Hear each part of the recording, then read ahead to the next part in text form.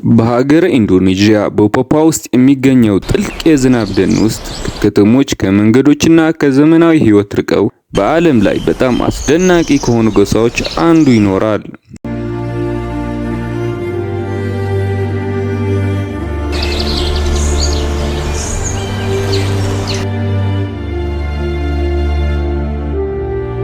ቤቶቻቸው በመሬት ላይ አይደለም፣ በዛፎች ጫፍ ላይ ናቸው።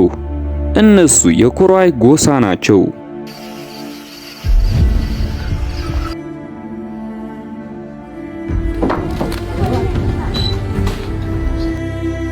የኮሮአይ ጎሳ በፓፑዋ የዝናብ ደኖች ውስጥ ለብዙ ዓመታት ከውጭው ዓለም ተለይተው ኖረዋል። ሕዝባቸው ከ3000 እስከ 4000 እንደሚደርስ ይገመታል።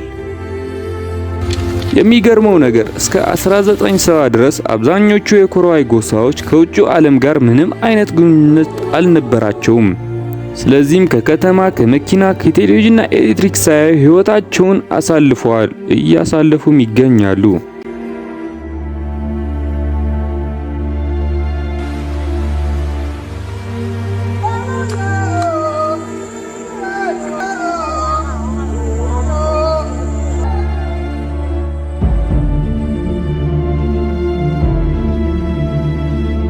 በእነሱ አካባቢ ያሉት ጥቅጥቅ ያሉ ደኖች፣ ወንዞችና ጭቃቃማ መሬቶች ሰዎች በቀላሉ እንዳይደርስባቸው አድርገዋል።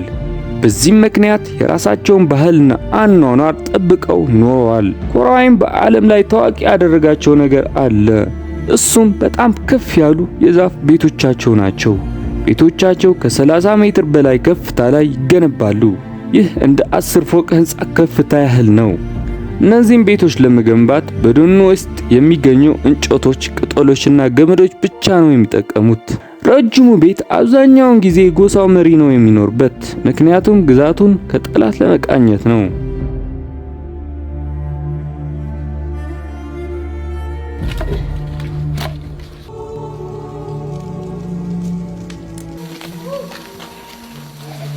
ብዙ ሰዎች የሚጠይቁት ለምን በዛፍ ላይ ይኖራሉ ነው። የሚኖሩትም ከአደገኛ እንስሳት ለመጠበቅ፣ ከጎርፍ ለመዳን እንዲሁም ከጠላቶች ራሳቸውን ለመጠበቅ ነው።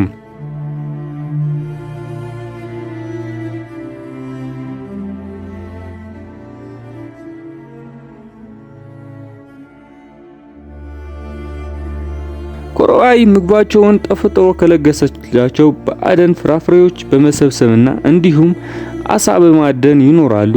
የሚወዱት ምግብ ሳጎ ተብሎ የሚጠራ የዘንባባ ዛፍ ነው። ይህ በዓለም ላይ ካሉ በጣም አስደናቂ ህዝቦች አንዱ ያደርጋቸዋል።